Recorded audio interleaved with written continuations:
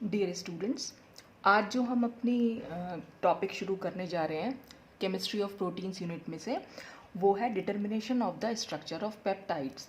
माने कि पेप्टाइड्स के स्ट्रक्चर को आज हम डिटर्मिन करेंगे। अब स्ट्रक्चर डिटर्मिनेशन क्या होता है पेप्टाइड का?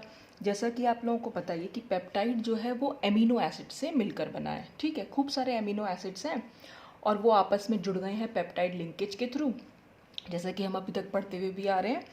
और लास्ट वीडियो में हमने सिंथेसिस ऑफ पेप्टाइड भी डिस्कस किया था।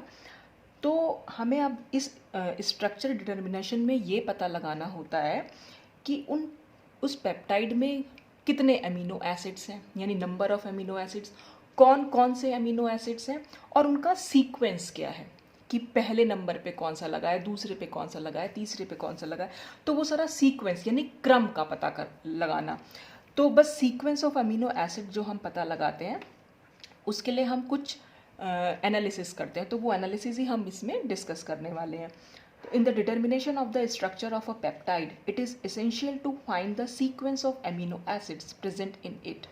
तो इस पेप्टाइड के स्ट्रक्चर के डिटर्मिनेशन में ये ज़रूरी है कि हम पता लगाएं कि उसमें अमीनो एसिड्स का क्रम क्या है। सीक्वेंस मतलब क्रम, ठीक है। The sequence of amino acids can easily be determined by the terminal group determination या टर्मिनल ग्रुप एनालिसिस बोल देते हैं। मतलब ये सीक्वेंस हम पता लगा सकते हैं इस मेथड के थ्रू। कौन सा मेथड? टर्मिनल ग्रुप डिटर्मिनेशन उसको बोला जाता है, और या हम इसको एंड ग्रुप एनालिसिस भी बोल देते हैं। तो किसी भी नाम से ये एग्जाम में आ सकता है। एंड ग्रुप एनालिसिस यानी जो दो एंड होते हैं पेप्टाइड के, एक एमिनो एंड होता है और दूसरा कार्बोक्सिलिक एंड होता है, जिसको हम एक को एन टर्मिनल बोलते हैं और दूसरे को सी टर्मिनल बोलते हैं। ये हम लास्ट वीडियो में डिस्कस भी कर चुके हैं। तो बस उन टर्मिनल ग्रुप्स की एनालिसिस की टर्मिनल ग्रुप पर या टर्मिनल साइड, या जैसे सी टर्मिनल है वहाँ पर कौन सा एसिड है, कौन सा एमिनो एसिड है, और एन टर्मिनल है वहाँ पर कौन सा एमिनो एसिड है। तो ये हम पता लगाते हैं उनको वन बाय वन रिमूव करके। कैसे रिमूव करेंगे वो अभी हम आगे मेथड में देखेंगे। तो in terminal group determination we have to find out और to remove the N terminal and C terminal amino acids of the given peptide. तो किसी भी गिवन पेप्टाइड में एन टर्मिनल अमीनो एसिड या सी टर्मिनल अमीनो एसिड्स को remove करना या उनका पता लगाना, बस उसी को हम टर्मिनल ग्रुप डिटर्मिनेशन या एंड ग्रुप एनालिसिस बोल देते हैं। These two terminal amino acid residues can be easily identified as shown below. तो ये जो दो टर्मिनल अमीनो एसिड्स हैं इनको हम कैसे पता लगा सकते हैं, उसके लिए कुछ मेथड्स यहाँ पर दिए गए हैं। तो सबसे पहले हम बात करेंगे determination of N terminal amino acid, कि हम एन टर्मिनल यानी एमिनो एंड पर कौन सा एमिनो एसिड है इसको हम पता कैसे लगाएंगे। तो इट इन्वॉल्व्स द रिमूवल और identification of the amino acid present eight amino end of the peptide. तो पेप्टाइड के एमिनो एंड पर कौन सा एमिनो एसिड प्रेजेंट है तो उसी को आइडेंटिफाई करेंगे या उसको रिमूव करेंगे। इसके लिए हम जो मेथड्स यूज़ करते हैं वो नेक्स्ट पेज पर आएंगे, इसका आप स्क्रीनशॉट ले सकते हैं। Excuse me. तो सबसे पहले जो हम इस मेथड यूज़ कर रहे हैं दैट इज सेंगर्स मेथड और DNFB मेथड। अब ये DNFB क्या है ये अभी हम इसमें देखेंगे। In this method a peptide is treated with 2,4 dinitrofluorobenzene. तो इसी का नाम होता है DNFB। D for di, N for nitro, F for fluoro, B for benzene. और ये नाइट्रो डाई नाइट्रो है क्योंकि तो दो नाइट्रो ग्रुप कौन सी पोजीशन पर है उनकी पोजीशन का नंबर यहाँ पर दे रखा है। तो 2,4 डाइनाइट्रोफ्लोरोबेंजीन, जिसको हम DNFB और इसको हम सेंगर्स रिएजेंट भी बोल देते हैं। सेंगर्स साइंटिस्ट का नाम है जिन्होंने इस मेथड को डिस्कवर किया था, तो उन्हीं के नाम पर इस रिएजेंट का नाम हम सेंगर्स रिएजेंट दे देते हैं। तो in the presence of NaHCO3 to obtain DNP derivative of peptide. तो इस मेथड में हम क्या करते हैं, पेप्टाइड की रिएक्शन इसके साथ करा देते हैं DNFB के साथ, जिससे हमें DNP डेरिवेटिव ऑफ पेप्टाइड मिलता है। अब ये DNP का क्या मतलब हो गया, di nitrophenyl derivative of peptide, और NaHCO3 की प्रेजेंस में ये रिएक्शन हो जाती है। ठीक है, जैसे कि यहाँ पर ये दे भी रखी है रिएक्शन, देखिए ये है डाइनाइट्रोफ्लोरोबेंजीन। अब हम इसको डाइनाइट्रोफ्लोरोबेंजीन कैसे बोल दे रहे हैं, 2,4 डाइनाइट्रो बोल रहे हैं। ठीक है, तो यहाँ पर अगर हम देखेंगे ये जो हमारी फ्लोरो पोजीशन है ये हमारी 1 पोजीशन हो गई, ये हमारी 2 पोजीशन हो गई, ये 3 और ये 4। तो ये हो गया 2 और ये 4, 2 नाइट्रो हैं इसलिए डाई नाइट्रो। फ्लोरो क्योंकि 1 पोजीशन पर है तो 1 नंबर का लिखना ज़रूरी नहीं है, आप लिख भी सकते हैं, 1 फ्लोरोबेंजीन भी लिख सकते हैं। तो 1 फ्लोरो और ये बेंजीन तो है ही, तो ये हो गया DNFB। तो ये हमारा स्ट्रक्चर हो गया DNFB का। अब सपोज हमने एक ट्राईपेप्टाइड ले लिया। ट्राईपेप्टाइड हमें कैसे मालूम पड़ेगा, उसमें 3 अमीनो एसिड्स हैं, तो वहाँ पर 3 अमीनो एसिड्स हमें इस तरह से, ये जहाँ R1 R2 R3 लिखा हुआ है इस तरह से, ये NH2 ये बीच का स्ट्रक्चर हो गया, और ये COOH एंड रहा होगा, और ये NH2 एंड दूसरे अमीनो एसिड का रहा होगा। जब ये दोनों आपस में जुड़े हैं तो यहाँ पर पेप्टाइड लिंकेज हमारा बन के आ गया।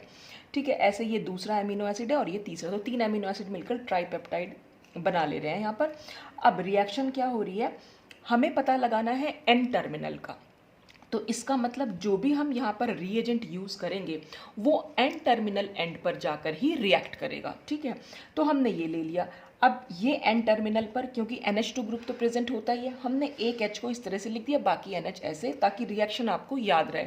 तो यहाँ पर होता क्या है, ये HF जो है वो निकल जाता है और ये पूरा स्ट्रक्चर इस पूरे स्ट्रक्चर के साथ जुड़ जाता है, और इसी को हम बोल देते हैं डाई नाइट्रोफिनाइल। फिनाइल किसके लिए बोल रहे हैं, बेंजीन रिंग के लिए। तो di nitrophenyl derivative of tripeptide, tripeptide का ये डाईफिनाइल डेरिवेटिव बन गया। तो इस तरह से हम इसको लिख देंगे। अब इसके बाद क्या कराएंगे, this on hydrolysis with HCl give DNP derivative of N terminal amino acids. अब देखो, अब इस DNP डेरिवेटिव की हम हाइड्रोलिसिस कराएंगे। हाइड्रोलिसिस में क्या होगा, जो पेप्टाइड लिंकेज होगा वो ब्रेक हो जाएगा, और कौन सा पेप्टाइड लिंकेज, जिस एंड पर ये DNP मतलब जहाँ पर ये DNFB जाकर जुड़ा हुआ है, बस उस एंड वाला जो पेप्टाइड लिंकेज होगा वो ब्रेक होगा, यानी ये वाला पहला पेप्टाइड लिंकेज जो है। तो यहाँ पर क्या हो जाएगा, क्योंकि हाइड्रोलिसिस करा रहे हैं तो यहाँ पर एक H जुड़ जाएगा और यहाँ पर एक OH, और ये बॉन्ड बीच में से टूट जाएगा। जब ये बॉन्ड टूटेगा और इससे OH जुड़ेगा तो ये हो जाएगा COOH, और यहाँ पर हो जाएगा NH2, और ये पूरा का पूरा हमारा रेजिड्यू, रिमेनिंग रेजिड्यू मतलब इस ट्राईपेप्टाइड का बचा हुआ भाग, क्योंकि इसमें से अगर 3 अमीनो एसिड से तो उसमें से एक अमीनो एसिड ने यहाँ पर DNP डेरिवेटिव बना दिया है। ठीक है, बाकी ये रिमेनिंग रेजिड्यू बच गया है हमारा। तो यहाँ पर क्या बना, ये DNP derivative of N terminal amino acid, जो अमीनो एसिड N टर्मिनल पर अटैच था उसका ये DNP डेरिवेटिव बन गया, क्योंकि इस पोर्शन ने क्या करा, जब इसकी हाइड्रोलिसिस कराई तो ये पहले वाले अमीनो एसिड को लेकर अलग हो गया। तो जो फर्स्ट नंबर पे अमीनो एसिड था, अब पता कैसे चलेगा कि ये बन गया है हमारा, क्योंकि ये DNP derivative of N terminal amino acid colourful होता है, येलो होता है। The DNP derivative DNP amino acid is yellow and can be identified using chromatography. तो हम क्रोमेटोग्राफी की हेल्प से पता लगा लेते हैं कि यहाँ पर जो है ये एमिनो एसिड है। ठीक है, अच्छा अब क्या है, इस मेथड ये हमने इस तरह से यूज़ किया। अब इसमें जो सबसे बड़ी प्रॉब्लम है, हम तो नॉर्मली हम क्या करते हैं, फिर हम क्या करेंगे, रिमेनिंग रेजिड्यू पर ये सेम रिएक्शन कराएंगे, फिर दूसरा एमिनो एसिड निकल के आ जाएगा, फिर क्रोमेटोग्राफी की हेल्प से फिर पता लगा लेंगे कि कौन सा एमिनो एसिड है, फिर तीसरा, फिर चौथा, जैसे पॉलीपेप्टाइड चेन पर हम करते रहते हैं, 1 बाय 1 हम N टर्मिनल अमीनो एसिड पर रिएक्ट कराते रहते हैं DNFB का। लेकिन इस मैथड की जो सबसे बड़ी ड्रॉबैक है, यानी कमी जो है, वो क्या होता है कि इस रिएक्शन के थ्रू पूरा पेप्टाइड लिंकेज जो है वो उसकी हाइड्रोलिसिस हो जाती है, यानी कि वो पूरा का पूरा टूट जाता है। तो इसमें खाली हम सिर्फ N टर्मिनल अमीनो एसिड का तो पता लगा पाते हैं, बाकी क्योंकि पूरा टूट चुका हो जाता, टूट जाएगा ये पूरा पेप्टाइड, तो इसलिए हम बाकी अमीनो एसिड का इसमें पता नहीं लगा पाते, सिर्फ N टर्मिनल अमीनो एसिड इसमें मालूम पड़ पाता है। तो ये सेंगर्स मेथड की एक ड्रॉबैक थी, ये आप इसका स्क्रीनशॉट ले सकते हैं। उसके बाद हम नेक्स्ट मेथड डिस्कस करेंगे, एडमंड्स मेथड। तो ये थोड़ा एडवांस मेथड है, इसको हम जनरली यूज कर लेते हैं। This method is based on the reaction between phenyl isothiocyanate and the peptide to form the peptide substituted phenyl thiourea in the presence of alkali. इसमें हम क्या करेंगे, इसमें हमने अपना पेप्टाइड ले लिया और पेप्टाइड की रिएक्शन हम कराएंगे फिनाइल आइसोथायोसाइनेट से, ठीक है, इन प्रेजेंस ऑफ बेस। बेस की प्रेजेंस में OH माइनस का मतलब हमने कोई एल्कली यूज़ किया हुआ है, तो बेस हमने यूज़ किया है। बेस की प्रेजेंस में जब रिएक्शन होगी तो हमारे पास एक पेप्टाइड सब्स्टिट्यूटेड फिनाइल थायोयूरिया आ जाएगा।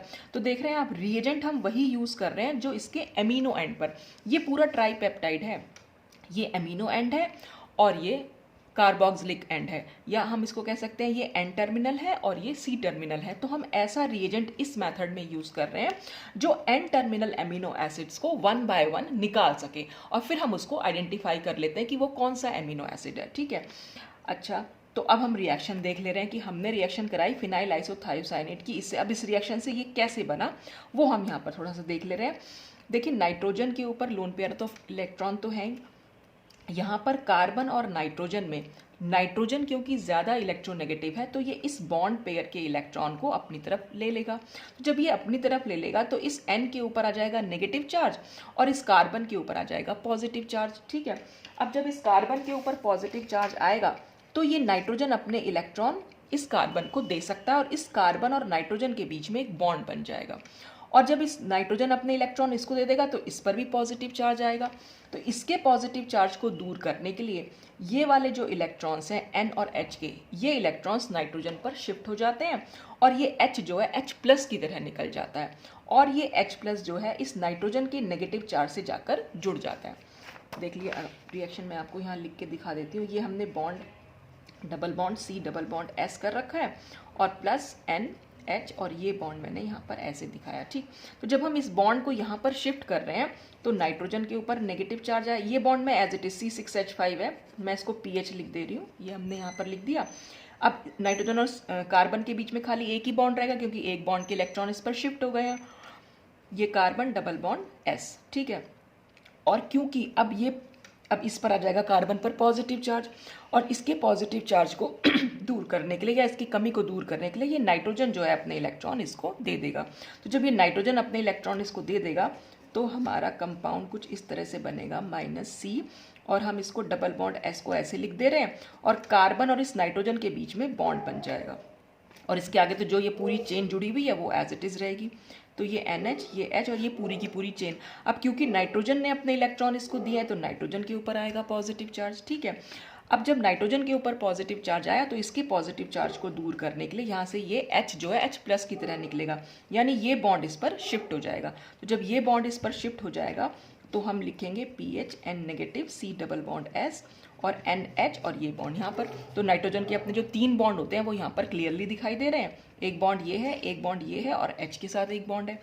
और क्योंकि इस पर नेगेटिव चार्ज है और H जो है H प्लस की तरह निकला है तो वो H प्लस इससे जाकर जुड़ जाएगा, और क्योंकि प्लस जुड़ा है और ऑलरेडी नेगेटिव है तो पॉजिटिव और नेगेटिव एक दूसरे को न्यूट्रलाइज कर लेंगे तो ये खाली NH हो जाएगा। तो वही हमने नीचे वाली रिएक्शन में लिखा भी है। ये N क्योंकि अब NH बन चुका है तो C6H5NH, ये C डबल बॉन्ड S तो ऑलरेडी है ही, और इस C ने इस नाइट्रोजन के साथ बॉन्ड बना लिया है, और ये नाइट्रोजन खाली NH बचा है क्योंकि इसका एक H निकल चुका है और बाकी हमारा एज इट इज़ रहा। तो हम इसका नाम दे रहे हैं पेप्टाइड सब्स्टिट्यूटेड फिनाइल थायोयूरिया। अब हम क्यों दे रहे हैं इसका नाम ऐसा, देखिए जो इतना पोर्शन अगर आप देखें यहाँ पर, ये वाला पोर्शन ये हमारा थायोयूरिया है। कैसे है थायोयूरिया, देखते हैं इसको भी। देखिए यूरिया क्या होता है, NH2 C double bond O और NH2, ये हमारा यूरिया है। ठीक है, अगर हम इस ऑक्सीजन की जगह सल्फर लगा दें तो आप लोगों को पता ही होगा कि सल्फर के लिए हम थायो वर्ड यूज़ कर लेते हैं, तो ये होगा थायोयूरिया। ठीक, अब हमने क्या करा, इस एक H, यहाँ पर 2 H हैं, एक H को रिमूव कर दिया और उस H की जगह हमने C6H5 लगा दिया। ठीक, यानी H का यहाँ पर सब्स्टिट्यूशन हो गया, उस H की जगह पर C6H5 आ गया, तो अब इसका नाम क्या हो जाएगा, फिनाइल थायोयूरिया। और ऐसे ही हमने इस H को रिमूव कर दिया और यहाँ पर एक पेप्टाइड लगा दिया, तो अब हम इसको क्या बोलेंगे, peptide substituted phenyl thiourea. Phenyl thiourea तो था ही यहाँ पर पेप्टाइड और लग गया, तो देखिए ये बिल्कुल ऐसा ही तो बन गया, C6H5 फिर NH है तो ये NH, फिर C डबल बॉन्ड S है तो C डबल बॉन्ड S, फिर NH है, फिर NH, और ये पूरा का पूरा पेप्टाइड है। तो इसलिए हम इसको बोल रहे हैं पेप्टाइड सब्स्टिट्यूटेड फिनाइल थायोयूरिया। अब इसके बाद क्या होगा, जब ये पूरा हमारे पास बन के आ गया, this on treatment with dilute HCl is converted into phenyl thiohydantoin, जिसको हम शॉर्ट में बोल देते हैं PTH, and a peptide which has lost the N terminal amino acid of the original peptide. अब हम क्या कर रहे हैं, डाइल्यूट HCl के साथ इसकी रिएक्शन करा दे रहे हैं। डाइल्यूट HCl की प्रेजेंस में क्या हो रहा है, डाइल्यूट HCl की प्रेजेंस में ये कन्वर्ट हो जाएगा PTH में, यानी कि phenyl thiohydantoin of terminal amino acid, और बाकी बचेगा रिमेनिंग रेजिड्यू, इस ट्राइपेप्टाइड का बचा हुआ भाग। अब देखिए ये इससे ये कैसे बना है, देखिए इसमें क्या है, यहाँ पर भी आप देखेंगे ये नाइट्रोजन जो है, ये नाइट्रोजन, ठीक है। अच्छा मैं इसको ऐसे ही लिख के दिखा देती हूँ आपको, ये मैं पूरा यहाँ से शुरू कर लेते हैं, C डबल बॉन्ड ऐसे, बाकी तो एज इट इज़ है।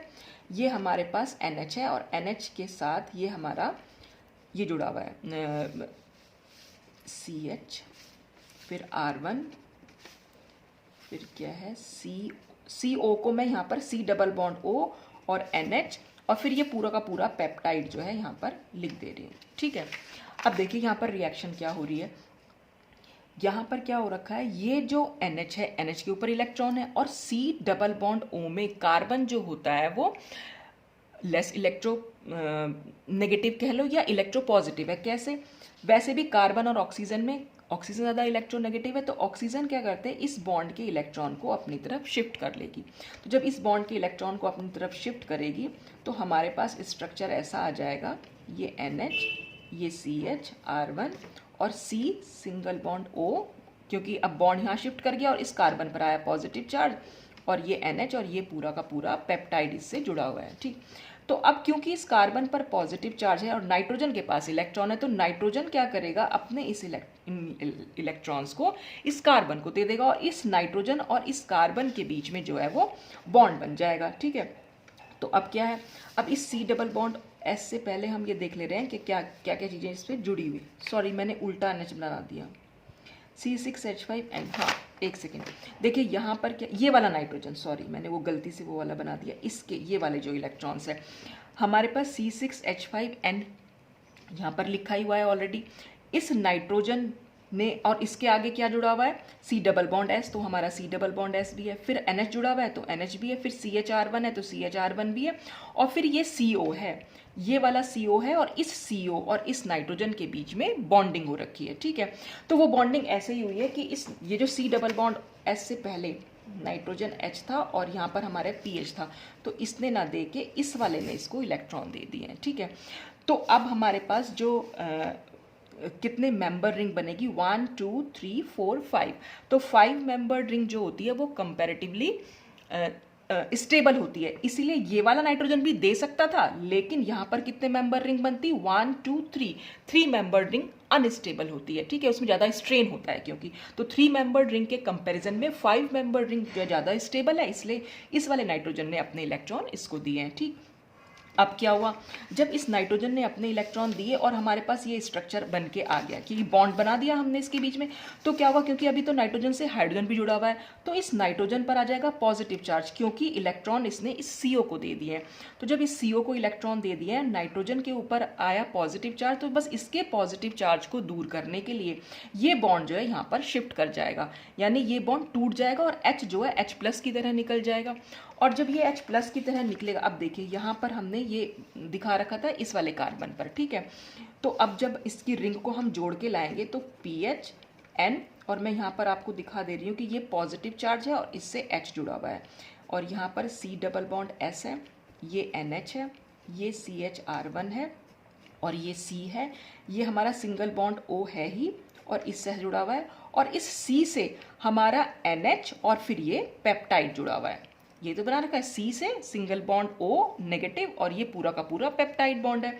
अब क्या होगा, यहाँ से इसके पॉजिटिव चार्ज को दूर करने के लिए ये तो निकल जाएगा हाइड्रोजन, हाइड्रोजन निकलेगा H+ की तरह से, ठीक है, और ये नेगेटिव चार्ज वापस से अब ये बॉन्ड बनाएगा।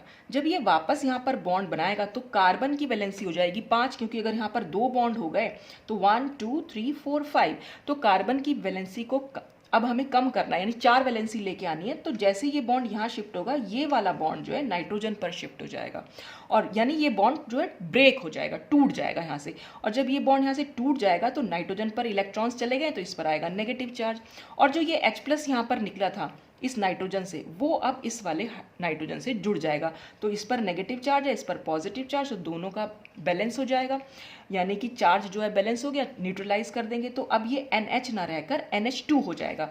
तो NH2 से बाकी सारा पेप्टाइड, यही मैंने यहाँ दिखा रखा है, NH2 से बाकी सारा पेप्टाइड जो है जुड़ा हुआ है और ये हमारा PTH बन के आ गया N टर्मिनल अमीनो एसिड का। और बस इसको फिर हम क्रोमेटोग्राफी की हेल्प से पता लगा सकते हैं ये कौन सा अमीनो एसिड जुड़ा हुआ है। अब इसमें क्या होगा, जो ये रिमेनिंग रेजिड्यू बचा है इस पर फिर से यही वाली रिएक्शन होगी, उसके बाद फिर से यही रिएक्शन होगी। तो जो ये इतना पोर्शन है ये भी PTH बना लेगा, क्योंकि अब N टर्मिनल अमीनो एसिड कौन सा बचेगा, ये वाला। उसके बाद ये तो मैंने खैर ट्राईपेप्टाइड दिखा रखा है, ऐसे पॉलीपेप्टाइड होता है तो बहुत लंबी चेन होती है। तो हर जब ये पूरा एन टर्मिनल निकलेगा तो बचा हुआ जो रेजिड्यू है उसमें जो एन टर्मिनल होगा उस पर सेम रिएक्शन होगी। तो ये जो रिएक्शन है बहुत बार हम रिपीट कर सकते हैं। जैसे पहले वाले मेथड को हम रिपीट नहीं कर सकते थे, क्यों? क्योंकि वहाँ पर क्या होता है, रिएक्शन जो होती है वो सारे पेप्टाइड को एक साथ तोड़ देती है, बस उसमें सिर्फ एन टर्मिनल अमीनो एसिड का हम पता लगा सकते हैं। इसमें हर जो रेजिड्यू बचेगा, हर रेजिड्यू के एन टर्मिनल अमीनो एसिड का हम पता लगा लेते हैं। तो हमें 1 बाय 1 करके हर एन टर्मिनल अमीनो एसिड पता चलता चला जाता है through PTH of N terminal amino acid. तो हर किसी का PTH बन सकता है एन टर्मिनल अमीनो एसिड का। बार बार से हम ये स्टेप इस रिमेनिंग रेजिड्यू पर रिपीट करते रहते हैं, ठीक है। तो ये था पूरा एडमंड्स मेथड, इसका स्क्रीनशॉट ले लीजिए। और उसके बाद तो ये 2 मेथड थे हमारे एन टर्मिनल अमीनो एसिड का पता लगाने के लिए। अब हम देखेंगे determination of C terminal amino acid, यानी कि जो राइट हैंड साइड पर अमीनो एसिड है वो कौन सा, कॉर्नर वाला, ठीक है। इट इन्वॉल्व्स द रिमूवल और identification of the amino acid present at carboxylic group end, जो इधर की साइड प्रेजेंट होता है पेप्टाइड के कार्बोक्सिलिक ग्रुप एंड पर जो अमीनो एसिड है, बस उसका रिमूवल या आइडेंटिफिकेशन करने के लिए हम ये मेथड यूज़ करते हैं। तो इसमें जो सबसे पहला मेथड है शेलैक एंड कुम्फ मेथड। अब इसमें हम क्या कर रहे हैं, इसमें फिर वही है, अब जो रिएक्शन होगी, जो भी हम प्रोटेक्शन कर रहे हैं, सबसे पहले जो इसमें फर्स्ट स्टेप जो हम इसमें यूज़ करेंगे, this method involves the protection of amino group by benzoylation. तो सबसे पहला स्टेप हम इसमें क्या कर रहे हैं, बेंजोइल क्लोराइड से रिएक्शन कराएंगे ट्राईपेप्टाइड की, ताकि ये अमीनो ग्रुप जो है वो प्रोटेक्ट हो जाए। ये मैंने आपको लास्ट वीडियो में बताया था कि हम ग्रुप को प्रोटेक्ट क्यों करते हैं, ठीक है।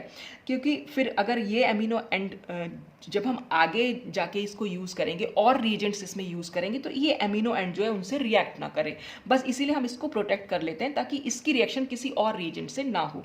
तो सबसे पहला काम इसमें क्या करते हैं, पहला स्टेप बेंजोइल क्लोराइड से इसकी रिएक्शन कराएंगे, तो यानी हम बेंजोइलेशन करा देते हैं, ठीक है। बेंजोइलेशन कराने में हमने बेंजोइल क्लोराइड यूज़ किया, C6H5 C डबल बॉन्ड हो Cl, और ये हमारा पेप्टाइड है। तो यहाँ पर एक HCl जो है वो इसका H और इसका Cl निकल जाएगा और बाकी सब जो है आपस में जुड़ जाएगा। तो ये बेंजोइल डेरिवेटिव ऑफ ट्राईपेप्टाइड बन जाएगा यहाँ पर। अभी जब ये बेंजोइल डेरिवेटिव ट्राईपेप्टाइड बना तब हम क्या करेंगे, then the C terminal amino acid is converted into thiohydantoin by heating with ammonium isothiocyanate. तो हम इसकी रिएक्शन कराएंगे ammonium thiocyanate in presence of acetic anhydride, और फिर हम इसका थायोहाइडेंटोइन बनाएंगे। कैसे बनाएंगे वो अभी हम आगे देखते हैं। तो हमारे पास ये सब कुछ तो आ गया। अब इसकी रिएक्शन हो रही है अमोनियम आइसोथायोसाइनेट से। देखिए इसकी रिएक्शन को भी हम देख ले रहे हैं। रिएक्शन के लिए पेज तो देखिए यहाँ पर ही बता देती हूँ मैं आपको। अब इसमें कहाँ पर रिएक्शन हो रही है, क्योंकि हमें इस वाले एंड पर काम करना है, क्योंकि कार्बोक्सिलिक ग्रुप एंड पर काम करना है, तो इस वाले एंड का जो पेप्टाइड लिंकेज है वो ब्रेक होगा यहाँ पर, ठीक है। अब वो कैसे ब्रेक हो रहा है बस हमें वही देखना है। यहाँ पर देखिए इसमें क्या होता है कि अगर हम सिर्फ इतना पोर्शन मैं लिखूंगी यहाँ पर, ये है हमारे पास C डबल बॉन्ड O, ये है NH, ये CH, ये R3 और ये COH, ठीक है। और इससे यहाँ पर ये मैं यहाँ लिख देती हूँ, ये पूरा पेप्टाइड जो है यहाँ पर जुड़ के आ गया है, ठीक।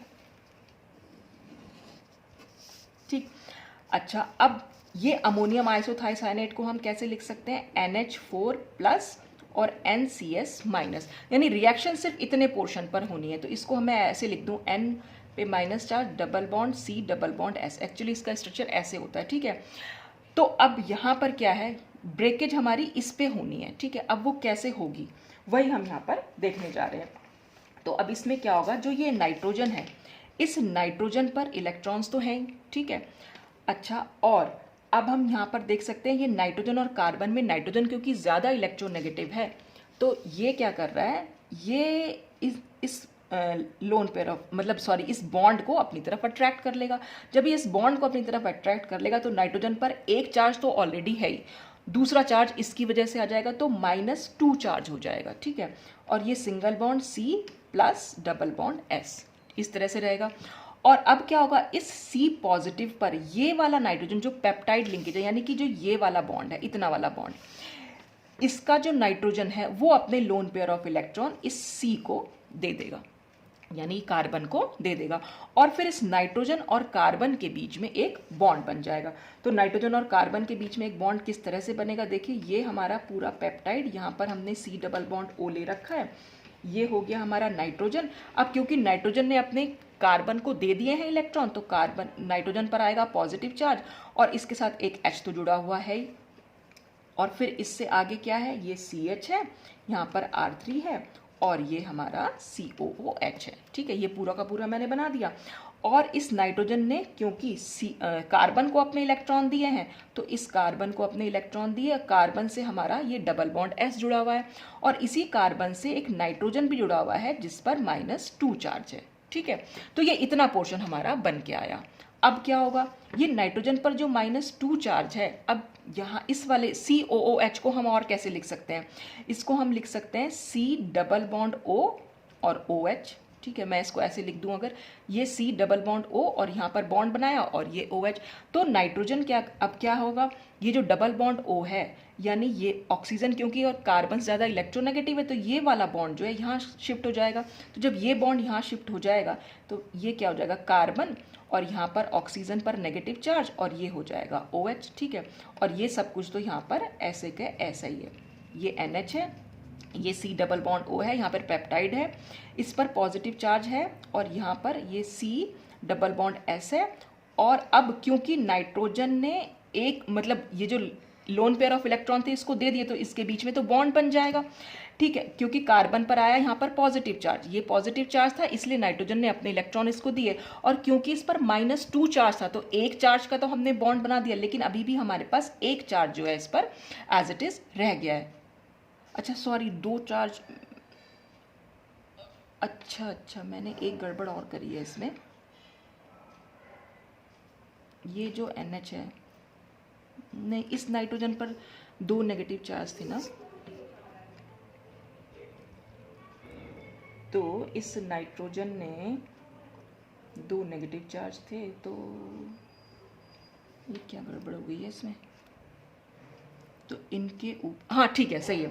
तो ये यहाँ पर बॉन्ड बन के आ गया है, ठीक है। अब जब ये बॉन्ड बन गया तो एक नेगेटिव चार्ज तो यहाँ पर बचेगा ही बचेगा। अब क्या होगा, वापस से जब ये बॉन्ड यहाँ शिफ्ट करेगा तो ये OH जो है यहाँ से निकल जाएगा, क्योंकि कार्बन की वैलेंसी फिर से 5 हो जाएगी, तो ये OH आयन जो है यहाँ से निकल जाएंगे। तो अब हमारे पास जो स्ट्रक्चर बन के आएगा वो N+ ये हो गया, ये CH R3 हो गया, यहाँ पर C डबल बॉन्ड हो गया, यहाँ नाइट्रोजन पर नेगेटिव चार्ज है और ये C डबल बॉन्ड S है और ये है। अब यहाँ पर ये पूरा पेप्टाइड जुड़ा हुआ है, तो जो ये N पे पॉजिटिव चार्ज है यहाँ से ये H भी निकलेगा, क्योंकि नाइट्रोजन का पॉजिटिव चार्ज तो खत्म करना ही करना है। तो जब ये H निकलेगा, ये H इसके नेगेटिव चार्ज से यहाँ पर जुड़ सकता है। तो हमारे पास जो स्ट्रक्चर बन के आएगा वो कुछ इस तरह से बन के आएगा। ये जो साफ सुथरा सा मैं आपको यहाँ दिखा देती हूँ, पहले तो आप इसका स्क्रीनशॉट ले लीजिए। देखिए ये जो स्ट्रक्चर है बिल्कुल ये ऐसे बन के आया। तो मैं आपको यहाँ पर मैं अपना वाला दिखा देती हूँ। ये हमारा था, ये यहाँ पर C डबल बॉन्ड O था ही और ये पेप्टाइड जुड़ा हुआ था, तो यही C डबल बॉन्ड O है यहाँ पर। फिर नाइट्रोजन है तो हमारा भी नाइट्रोजन है, फिर CH3 है, फिर नीचे CO है और CO से जुड़ा हुआ नीचे NH है और फिर ये CS है। तो CS को आपने CS लिख सकते हैं या डबल बॉन्ड S करके दिखा सकते हैं। तो कुछ इस तरह से ये स्ट्रक्चर हमारा बन के आएगा, ठीक है। आई होप कि आपको समझ में आया होगा। फिर से आप चाहे तो दोबारा से देख सकते हैं कि हमने क्या करा, ये N double bond C double bond S था, ये बॉन्ड को हमने यहाँ शिफ्ट कराया क्योंकि ऑलरेडी नेगेटिव चार्ज था। जब ये बॉन्ड शिफ्ट होगा तो -2 हो जाएगा, ठीक है, और इस कार्बन पर आएगा पॉजिटिव चार्ज। और जो ये लास्ट वाला पेप्टाइड बॉन्ड है, बस इस नाइट्रोजन के इलेक्ट्रॉन जो है इस कार्बन को दे दिए जाएंगे और नाइट्रोजन पर फिर पॉजिटिव चार्ज रहेगा क्योंकि इसने अपने इलेक्ट्रॉन इसको दे दिए हैं। और इसके साथ जोड़ के हमने सिर्फ इसको, ये पूरा पोर्शन हमने एज इट इज लिखा, ये CH3 और COOH, ठीक है, यहाँ तक तो बिल्कुल सही रहा। फिर नाइट्रोजन ने कार्बन को दिया है तो ये कार्बन से जुड़ गया, कार्बन से डबल बॉन्ड S है ही, और कार्बन से आगे सिंगल बॉन्ड के थ्रू N पर 2 नेगेटिव चार्ज हैं। और हम C यहाँ पर मैंने कैसे लिखा, बस C double bond O COOH को C डबल बॉन्ड O और OH लिखा, और कार्बन और ऑक्सीजन के बीच का बॉन्ड ऑक्सीजन पर शिफ्ट होगा, ऑक्सीजन पर आएगा नेगेटिव चार्ज, कार्बन पर आएगा पॉजिटिव चार्ज। तो बस इसके पॉजिटिव चार्ज को दूर करने के लिए नाइट्रोजन जो है अपने लोन पेयर ऑफ इलेक्ट्रॉन इसको दे देगा, तो एक चार्ज जो है इनके बीच में बॉन्ड बनाकर जुड़ जाएगा, और नाइट्रोजन पर एक negative charge as it is रहेगा। तो नाइट्रोजन पर एक negative charge as it is है, कार्बन का पॉजिटिव चार्ज तो दूर हो गया, और इस ऑक्सीजन पर जो नेगेटिव चार्ज है वापस से जब वो बॉन्ड बनाएगा इसके बीच में, तो ये OH माइनस जो है यहाँ से निकल जाएंगे। और ऐसे ही ये NH के बीच में क्योंकि बॉन्ड है तो वो बॉन्ड के जो इलेक्ट्रॉन्स है वो नाइट्रोजन पर शिफ्ट होंगे, और यहाँ से H प्लस की तरह निकलेगा, और वो H प्लस इस नाइट्रोजन के नेगेटिव चार्ज से जुड़कर यहाँ NH बना लेगा। तो इस तरह से हमारे पास ये वाला स्ट्रक्चर जो है निकल के आता है। ठीक, अब इसके बाद हम क्या करेंगे, फिर इसकी बेस की प्रेजेंस में रिएक्शन होगी, और बेस की प्रेजेंस में रिएक्शन मतलब एक तरह से हाइड्रोलिसिस ही समझ लीजिए आप। क्या होगी, यहाँ पर एक H और यहाँ पर एक OH जुड़ जाएगा, ये बॉन्ड यहाँ से ब्रेक हो जाएगा। तो यहाँ पर जब ये NH लगेगा तो ये NH हमने यहाँ दिखाई रखा है, फिर CH3 है, फिर CO है, फिर NH है और CS। तो इस तरह से यहाँ thiohydantoin of carbon terminal amino acid बन जाता है, यानी कि इतना पोर्शन, ये जो कार्बन टर्मिनल पर अमीनो एसिड था वो इस फॉर्म में जो है बाहर निकल जाता है। फिर हम इसको आइडेंटिफाई कर सकते हैं कि कौन सा अमीनो एसिड है। अब फिर क्या बचेगा, ये बेंजोइलेटेड रेजिड्यू यानी ट्राईपेप्टाइड का बचा हुआ भाग बचेगा। फिर दोबारा से हम सेम रिएक्शन कराएंगे, दोबारा हम सेम रिएक्शन फिर से यहाँ पर फिर PTH बनाएंगे, मतलब ये थायोहाइडेंटाइन बनाएंगे इसका टर्मिनल अमीनो एसिड का, फिर ये वाला टर्मिनल अमीनो एसिड अलग हो जाएगा। उसके बाद ऐसे ही जो पॉलीपेप्टाइड है उसका 1 बाय 1 हम हर कार्बन टर्मिनल अमीनो एसिड इस फॉर्म में जो है अलग करते रहते हैं। और फिर फाइनली क्या होगा, जो लास्ट वाला बचेगा उसका ये यहाँ से ये वाला ग्रुप भी रिमूव कर देते हैं, और उसके बाद हमारे पास फाइनल वाला अमीनो एसिड, यानी जितने भी अमीनो एसिड्स थे वो सब के सब फाइनली निकल के आते रहते हैं, इस वाली फॉर्म में आते रहते हैं। और इस फॉर्म में भी हम पता लगा सकते हैं कि कौन सा टर्मिनल अमीनो एसिड हमारा कार्बन एंड पर जुड़ा हुआ था। तो ये था पूरा एडमंड्स मेथड, और इसमें लास्ट मेथड है एंजाइमेटिक मेथड।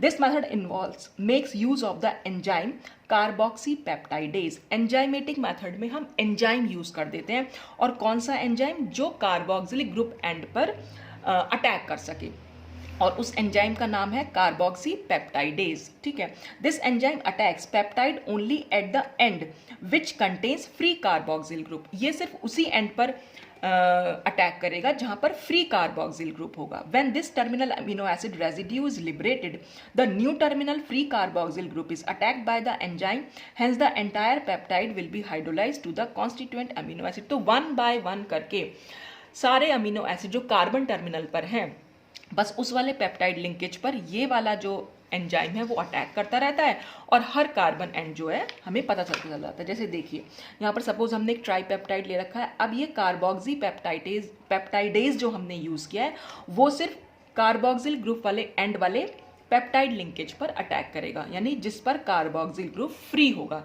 यानी कार्बन एंड लास्ट वाले जो अमीनो एसिड है वो सिर्फ उस वाले पेप्टाइड लिंकेज पर अटैक करता है। तो यहाँ से ये टूटेगा, हाइड्रोलिसिस होगी, यहाँ पर H और यहाँ पर OH जुड़ जाएगा, तो ये वाला अमीनो एसिड अलग हो जाएगा। इसका फिर हम पता लगा लेंगे कौन सा अमीनो एसिड है।